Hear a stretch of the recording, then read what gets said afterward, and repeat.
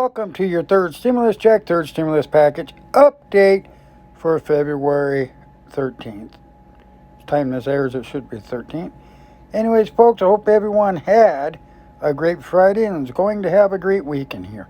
Again, I want to thank each and every one of you for stopping by and supporting my channel. If you haven't subscribed, please subscribe and ring the bell for future updates. If you like this video, give it a thumbs up and share it. Sharing this video out will help get more people to come in and view it. If you don't like it, please give it a thumbs down. All comments are welcome. I asked earlier if folks wanted me to do a Cash App giveaway.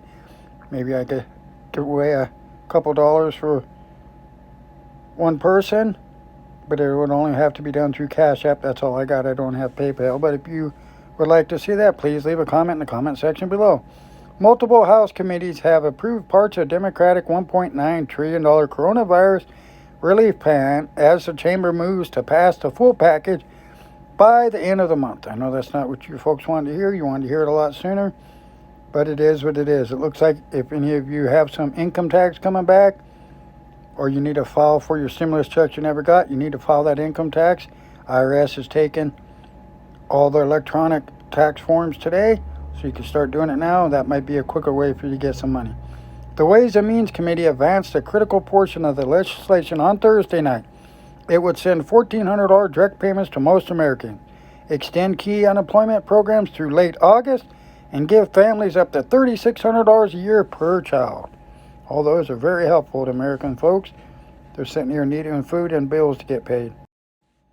On Thursday, House Speaker, everyone's favorite, Nancy Pelosi, told reporters that she thinks the House will approve the rescue proposal before the end of the month. The California Democrat expects the bill will get through the Senate and across President Joe Biden's desk before lifelines for jobless Americans expire on March 14th. Democrats have said they need to act as soon as possible to inject more money into efforts to contain the virus, speed up vaccinations. Americans struggling to pay for food and housing. With unified but narrow control of Congress and the White House, they appear to set to pass a bill on their own rather than take weeks or months to negotiate a smaller package with the GOP. Well, it's already been a few weeks already, folks. But the quicker they could get this out, especially if it's going to be $1,400 per dependent and up to $2,800 for married couples, that would really help folks out, especially ones that have large families, 5 or 6 kids. That would really help them out, get some food on the table. That would be a win-win situation. Democrats still have to navigate hurdles to get the bill through Congress on their own. They have not had to make the bill comply with the Senate budget rules, but also cannot lose a single Democrat vote in the chamber, split evenly over the party there. So that's a lot of stuff's got to happen for this stimulus bill gets passed. But then right now you got this impeachment trial going on that hogged up the whole week so far, so that's delaying things back. Just a lot of other things going on. The Ways and Means Committee portion of the House plan advanced Thursday contains a huge chunk of their overall rescue proposal. It would direct at a $1,400 sum to individuals who make up to $75,000 and couples who earn up to $150,000. I was listening to some other people's newscasts and reading some articles where they're talking about seeing who needs the money by seeing what people spent with their debit cards and credit cards, what they spent the stuff on, if they really need it or not. That shouldn't have nothing to do with anything. Time they're doing that, this is really starting to control folks if they're going to be checking your bank and credit cards and all that to see what you're spending your money on.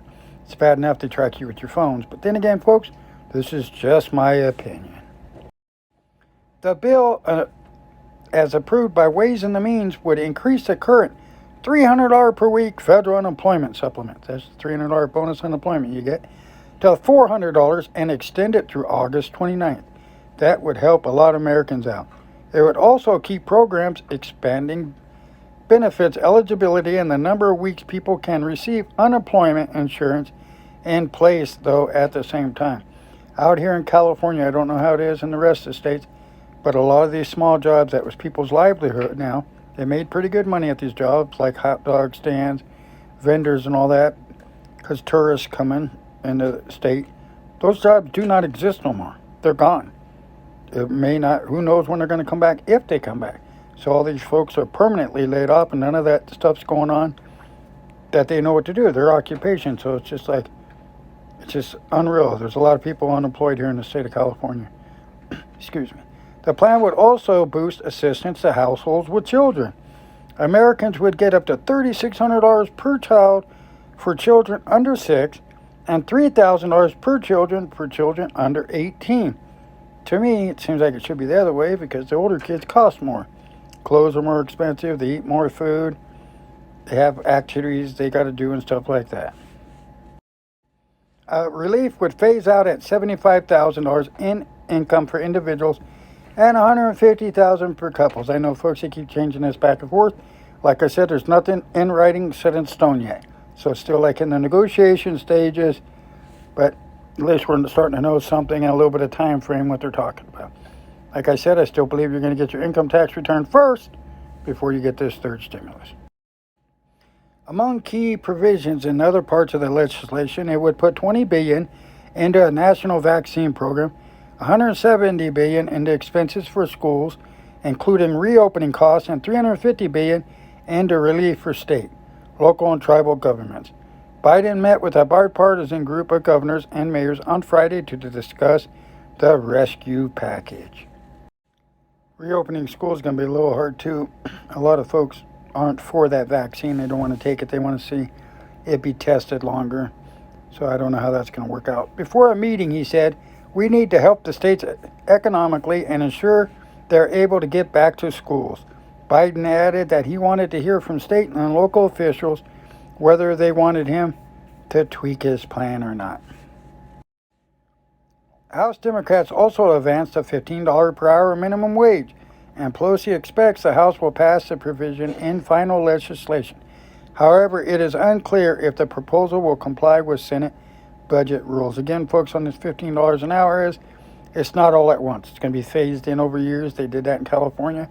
Folks thought they were going to $15 an hour immediately, and it was just phased in like $1 a year or so for quite a few years to get up to where it's at right now. But then again, they just raised the prices of everything else, so it just counteracted it, I think. Again, folks, I made a video on this one here earlier, but I'm going to re-add this part into this video to let folks know the IRS is now accepting your 2020 tax returns. For those of you that didn't get your stimulus checks, you can file it under the rebate section under your IRS taxes. You can file with TurboTax, H&R Block, etc. for free. There's a lot of them for free, or with the IRS for free. Or send them in all your paperwork and they'll do it for you. But it's pretty quick online nowadays and it doesn't take too long. There's a lot of autofill and stuff that will help you get through this stuff. Like again, I say, the IRS is now accepting 2020 tax returns. The good news is that if you don't have to pay income tax on your stimulus checks, also known as economic impact payments. In fact, if you were paid the amount you're expecting and your family circumstances haven't changed, you don't need to include information about your payment on your 2020 tax return, the Internal Revenue Service says. That's pretty good, so it's tax-free, so you know, but if you haven't got your stimulus checks, file it under that rebate and you'll get that or get it offset if you owed any taxes. You don't have to make any money to file this to get the rebate. So if you're on Social Security, whatever, and you were entitled to the stimulus, go ahead and file it. If you're eligible for the payments, but didn't receive them for some reason, or didn't receive the full amount, you can still get the money by claiming a rebate recovery credit on your 2020 tax return. You must file a return even if you're not otherwise required to do so to claim the credit. Again, folks, this is free if you file it here to get that money.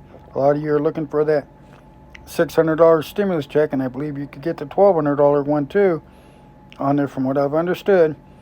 Similar, if you had life changes in 2020, like the birth of a child, or you had adult dependents you wanted to claim, you could do all that now. You could be eligible for more cash by claiming the credit on your 2020 tax return.